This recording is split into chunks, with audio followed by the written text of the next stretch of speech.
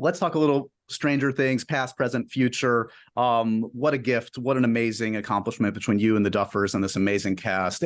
I'm curious, when you guys were developing that, when you were casting that, was it more difficult to get Netflix to approve David Harbour to be one of your main adult leads, or to convince Winona Ryder to do a series? Great question. You give a good interview. That's why you're succeeding. Winona opened our first meeting. The Duffers and I sat down and had tea with her. She opened by asking, what is Netflix? What is streaming? Is it like TV but different? That was the starting point. Shawn, when she did my podcast, at the end of the podcast, she asked, wait, was this a podcast? What did we just do? So that is on brand. I adore that woman. Me too. The truth is, things like David Harbour's audition for Stranger Things, Millie, Gayton, all are now very famous series regulars. Those auditions were inarguable. They were I remember David's audition tape. And back then he was like that guy who had maybe been number 8 on the call sheet in 120 movies. But you just, when you stumble into the alignment of actor and character, and when they line up in the magic way you dream of, it's instantly, inarguably palpable. And that's how it was with Harbour, just as that's how it was with our young cast. But yeah, Winona took a little onboarding to explain this emerging form of storytelling called Netflix and streaming.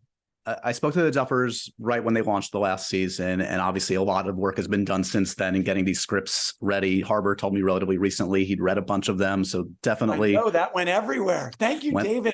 Now I can be a little less careful about what I say. There you go. Okay, so again, I know we have to dance around this. Is there a push and pull in terms of like, you want to honor what the series has been? You don't want the last season to feel totally different, but you also want to go out big and epic, because especially the last season was that.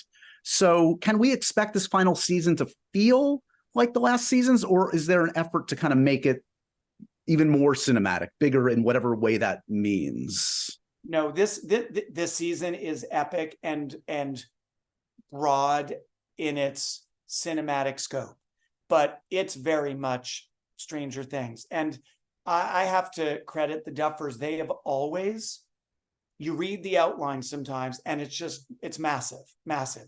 But then you read the scripts and you remember again and again and again that their instinct for anchoring the epic in the intimate and for anchoring the darkness of genre in the warmth of these characters, it's so innate to them. It is, in my opinion, one of their greatest superpowers.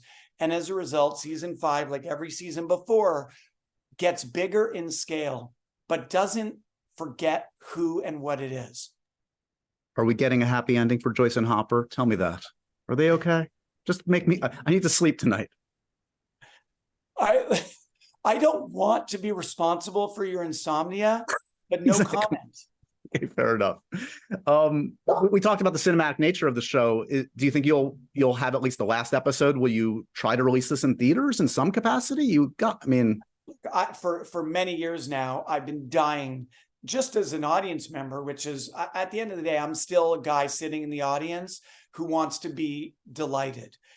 Even when I'm directing, I'm thinking about what would it feel like if you're watching it? And that kind of is my roadmap.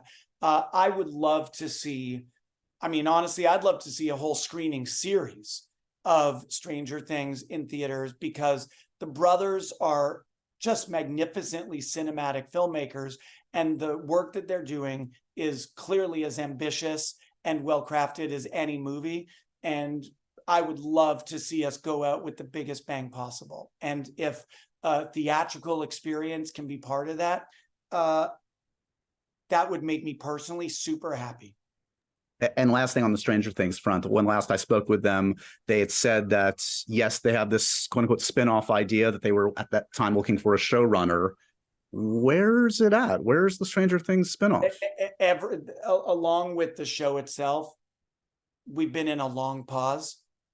We've emerged from the writer's strike. We're still in an actor's strike. all of this needs to be picked up and re-engaged.